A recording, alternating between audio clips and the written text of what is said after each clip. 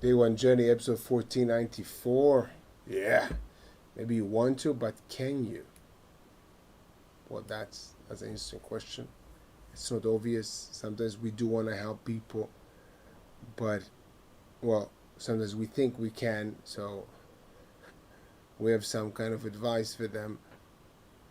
Well, I think I shared this with you here several times. There was one time I met with a friend, and they visited my apartment, and we started talking. I started sharing with him some of my goals with the children books, and then he just started to give me advice, and I was like, I didn't ask for advice, you know. Then I asked, do you want to help or do you want to give advice? And he was like, what? Because he thought giving advice equals help. Well, actually, he thought that he can help. Yeah.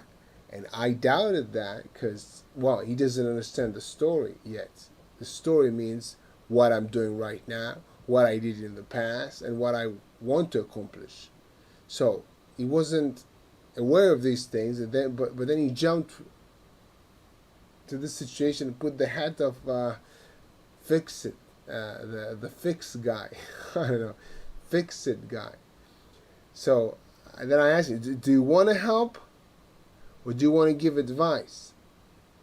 And you know, sometimes you want to help. He did want to help, but could he? Well, in my opinion, well, it was my life with my things going on. I don't think he could because he didn't have all the information.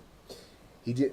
Information is not just the technical information about publishing children's books. It's about what I want to do. It's what I can do. It's about my advantages and disadvantages, choosing the specific route, and so much details. Yeah, he didn't know them.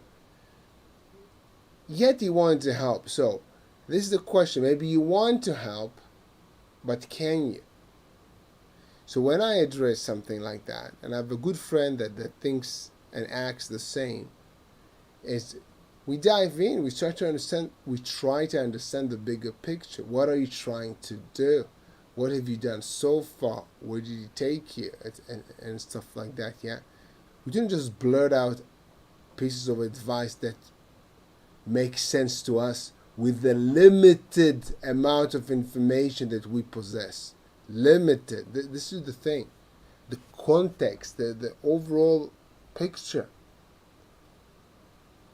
On the other hand, we had a powerful conversation, me and my friend, the friend that shares a very similar point of view about life, about helping people, about understanding them. Seek first to understand, then to be understood, or seek first to understand before you try to help someone. Good idea. So a powerful reminder that I had for myself and my friend was, we know so much about one another. Yeah, we've been practically best friends for like 4 years, helping in the most important things in our lives. We just have the context. We understand our own struggles. We don't need to explain again all kinds of things regarding our small or big decisions in our lives. So we can help. We want to, and we can. That's the thing. It's not the same. It's not the same. The other day, well, a few months ago, sitting at my computer, I was developing an app,